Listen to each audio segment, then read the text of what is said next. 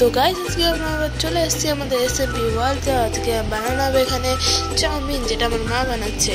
তো এখানে আগেই সব সবজি টবজি নিয়ে আমরা কড়াইয়ের মধ্যে ঢেলে নেওয়া হয়েছে, তারপরে তেলের মধ্যে ঢেলে নেওয়া হয়েছে, মানে একটু নাড়িয়ে নেওয়া হয়েছে। তারপরে আমাদের এখানে চলে এসেছে আমাদের চাউমিন আর ডিম, যেগুলো খুব সুন্দর লাগছিলো তার সাথে চাউমিন। তো এরপর আমরা এখানে ঢেলে নেবো, ঢালা হচ্ছে এখন সাথে সাথে চাউমিনগুলো কড়ার ভেতরে। তো ভালোভাবে ঢেলে নেওয়ার পর এটা ওখানে নাড়ানো হবে, ভালোভাবে ঝেড়ে ঝেড়ে নাড়তে হবে যাতে পুরো তেলের সাথে মিক্স হয়ে যায়। এখানে বেশি তেল দেওয়া হবে না, বেশি তেল দিলে গাঢ় হয়ে যায়, ওটা খেলে অম্বল হয়ে যায় বা পেটে গ্যাস হয়ে যায়। এখন ভালোভাবে নাড়া হবে।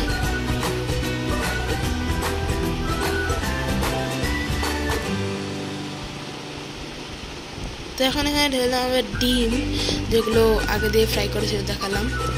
তো ভালোভাবে ঢেলার পর এখন এগুলো কেমন নাড়া হবে কড়াইয়ের ভেতরে ভালোভাবে। তো চাউমিনের সাথে তেলের সাথে নিয়ে নেওয়া হলো সবজিগুলো।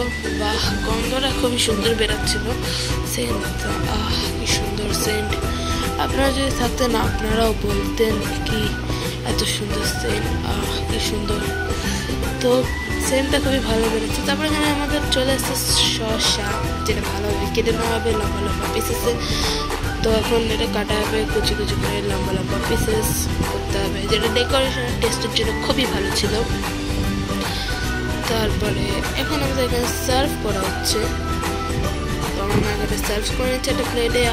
কি ধোয়া বেরোলো, নাকের মধ্যে পুরো গরমগুলো চলে গেল। তো এটার টেস্ট খুবই ভালো ছিল, খুবই টেস্ট ভালো ছিল।